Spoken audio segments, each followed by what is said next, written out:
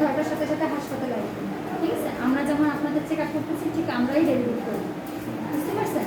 আর একবার সিজার করলে পরে কিন্তু আর নর্মাল ডেলিভারি করতে পারবেন না।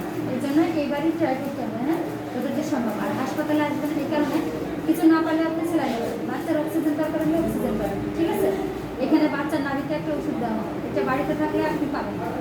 আবার আপনি কোনো সিস্টার ডক্টর যদি আপনি নিয়ে বাড়িতে যে ডেলিভারি করেন তাইলেও কিন্তু এটা পাবেন না, কারণ আসতে হলে এখানেই আসতে হবে। এই কারণে আগেভাবে আপনি সেই প্রস্তুতিটা নিয়ে এখানে চলে আসবেন। এখানে আসলে আপনার এই জিনিসগুলো আমরা দিতে পারবো, প্লাস আমাদের একটা প্রস্তুতি থাকবে যে একজন মা আমাদের কাছে আসছে কীভাবে আমরা ডেলিভারিটা করবো, হ্যাঁ?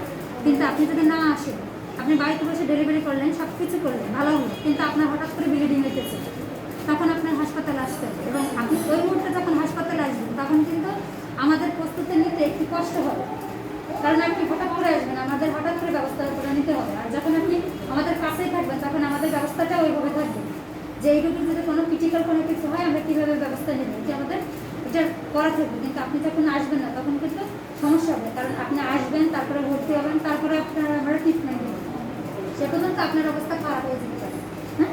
এই কারণে অবশ্যই হাসপাতালে আসবেন এবং নর্মালি ট্রাই করবেন, ঠিক আছে?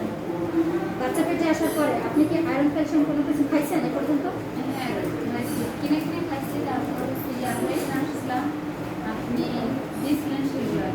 আচ্ছা, এটা আপনার বাচ্চা পেটে অবস্থাটা খেতে হবে, সারা প্রেগনেন্সি খেতে হবে, প্লাস হচ্ছে বাচ্চা হয়ে যাওয়ার পরেও আপনার